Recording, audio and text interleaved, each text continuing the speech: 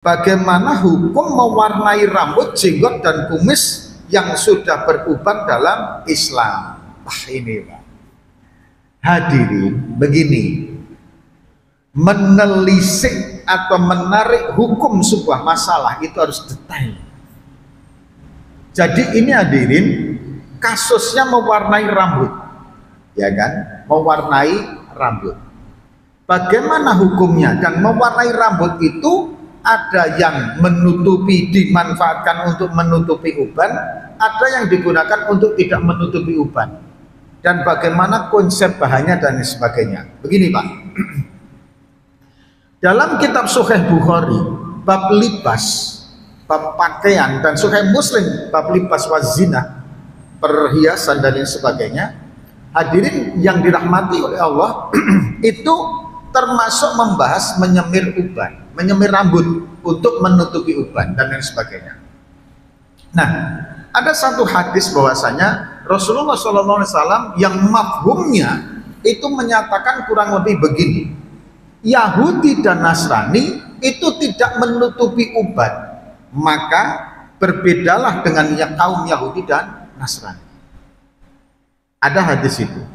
Kemudian ada hadis larangan untuk memakai cat warna rambut yang warnanya hitam pekat atau hitam.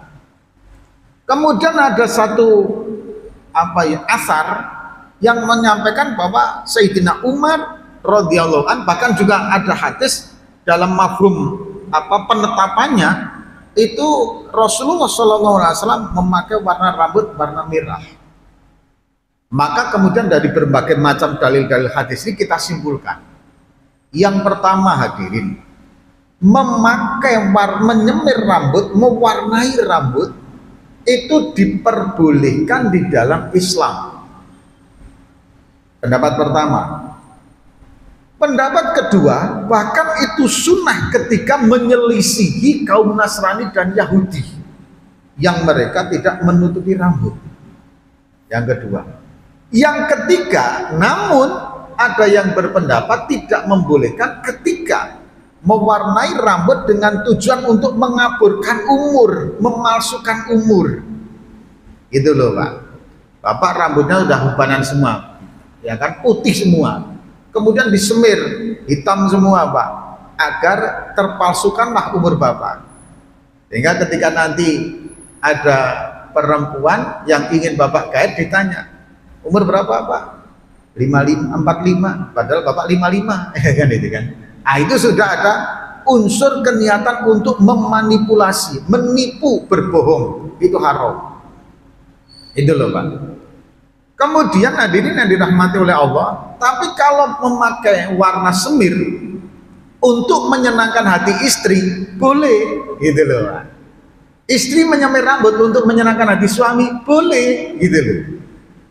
Pak, kenapa Pak disemir Pak? Istri saya itu Pak Ustadz senang kalau rambut saya pirang Pak Ustadz. Wah, Masya Allah, Bapak langsung rambutnya pirang terus, ya kan gitu. Gak apa-apa, untuk menyenangkan hati istri. Bapak juga begitu. Saya ini senang kalau istri saya itu rambutnya pirang Pak Ustadz. Maka kemarin saya antar Pak Ustadz ke tempat untuk mewarnai. Saya cat merah istri saya rambutnya Pak Ustadz. Pirang, ya kan. Jadi macam kayak anak muda Pak Ustadz. Oh ya nggak apa-apa, meskipun sudah peot semua ya nggak apa-apa, ya kan gitu kan. Tapi di dalam rumah dibuka rambutnya, ibu-ibu jangan keluar, ya kan. Untuk menyenangkan suami, untuk menyenangkan istri, bukan untuk membohongi masalah umur, itu boleh. Nah hadirin yang dirahmati oleh Allah, kemudian ini masalah keniatan.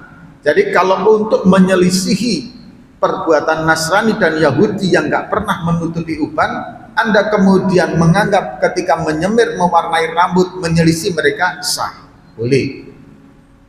Kemudian hadirin, tapi kalau berniat untuk membohongi, memanipulasi umur, itu tidak boleh. Warna sebaiknya dihindari warna hitam, karena memang ada larangan. Warna hitam pekat itu ada larangan, macam tembolok burung, itu tidak boleh. Kemudian hadirin, warna yang lebih bagus apa? Antara kuning dengan merah Pak, karena warna pacar itu kuning. Nah ini hadirin, Kalau warna pacar itu kan kuning sehingga menimbulkan kesan agak pirang-pirang sedikit gitu.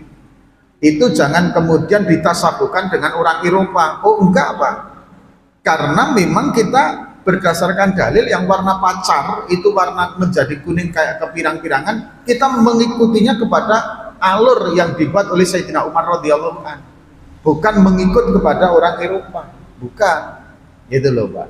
Jadi hadirin, warna pacar yang kemudian menimbulkan warna agak kepirangan itu kemudian jangan langsung ditasabuhkan dengan Eropa, ya enggak juga Pak, gitu loh. Karena Sayyidina Umar memakai warna itu.